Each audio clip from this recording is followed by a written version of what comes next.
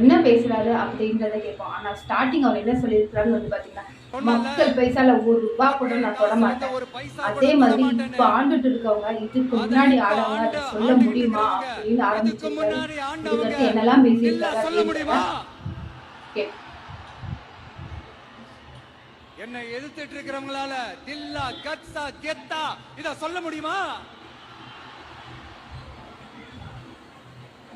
நீங்க ஒழுங்கா ஆட்சி நடத்திருந்தா பெண்கள் பாதுகாப்பு ஏன் இவ்வளவு மோசமா இருக்குது? இளைஞர்களுக்கு ஏன் வேலை வாய்ப்பு இல்லாம போச்சு? போதைப் பொருள் கலாச்சாரம் ஏன் அதிகமா இருக்கு? சட்டம் ஒழுங்கு ஏன் சரியா இல்ல? வன்முறை ஏன் தலைவரிச்சி ஆறுது? இதுக்கு உங்களால பதில் சொல்ல முடியுமா ஸ்டாலின் சார்? பதில் சொல்ல தகுதி இருக்கான்னு தான் கேட்டிருக்கணும். ஆனா கொஞ்சம் நாகரிகம் கருதி அப்படி வேணான்னு பாக்குறேன். 2.5 வயசு குழந்தைய துள்ள துடிக்க உங்க திமுக நிர்வாகி ஒருத்தன் கொண்டாட அதுக்கு என்ன பதில் சொல்ல போறீங்க? விளாத்திக்குளம் பக்கத்துல +2 படிக்கிற ஒரு பொண்ணு டாய்லெட் வசதி சரியா இல்லாம ஒரு அவசரத்துக்கு காட்டு பக்கம் போய் ஒதுங்கினாங்களே, என்ன ஆச்சு? இந்த உலகத்தை விட்டே போயிட்டாங்க. அதுக்கு என்ன பதில் சொல்ல போறீங்க? இந்த பிள்ளைங்களை உங்களால திருப்பி கொடுக்க முடியுமா சார்? 5 வருஷமா போலீஸ் டிபார்ட்மெண்ட் கையில வச்சுக்கிட்டு என்ன சார் பண்ணீங்க? பொம்மைகள் மாதிரி வச்சு விளையாடிட்டு இருந்தீங்களா? ஒரு மனசாட்சின்றது வேணாம்.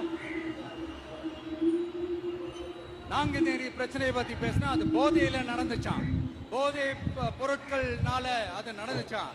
பெரிய கண்டுபிடிப்பு எங்களுக்கு தெரியாது பாரு. அது எங்களுக்கும் தெரியும், உங்களுக்கு தெரியும். கேள்வி அது இல்ல, அதை ஏன் தடுக்கலன்றதுதான் எங்களுடைய கேள்வி. இது மட்டுமா? மணலை திடுறாங்க. ரீசெண்டா வந்து பாத்தீங்கன்னா நெல்லை போயிருக்காரு. நெல்லை கிரவுட் முன்னாடி மாசான ஸ்பீச்சை கொடுத்தாரு. கத்தி படத்துல ஒரு சீன் வரும் பாத்தீங்களா, இந்த சீனே தோத்துற அளவுக்கு இருந்தது. இவ்வளோ விஷயத்தையும் வந்து பாத்தீங்கன்னா நெல்லை மக்கள் முன்னாடி பேசியிருக்காரு. 2 நிமிஷம் இவ்வளோத்தையும் வந்து அவர் வந்து ஆன் த ஸ்பாட் வந்து பேசினாரா இல்ல ஆல்ரெடி ரெடி பண்ணாரா அப்படின்னு தெரியல. ஆனா இந்த அளவுக்கு பயங்கரமா பேசியிருக்காரு. இந்த வீடியோ பத்தி நீங்க என்ன நினைக்கிறீங்க? கமெண்ட் பண்ணுங்க.